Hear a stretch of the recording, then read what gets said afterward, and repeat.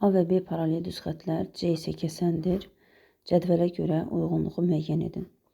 Beta və qamma daxili bir tərəfli bucaqlardır. Bəli, beta və qamma paralel düz xətlərin daxili hissəsində qalır. Deməli, daxili bir tərəfli bucaqlardır.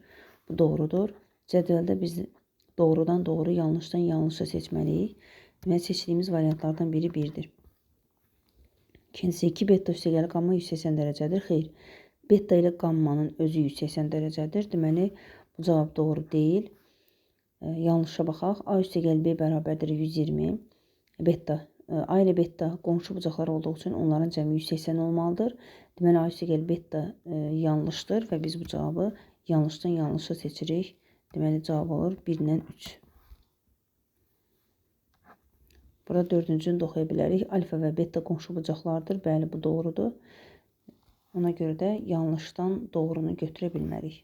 Doğru cavabımız 1-3.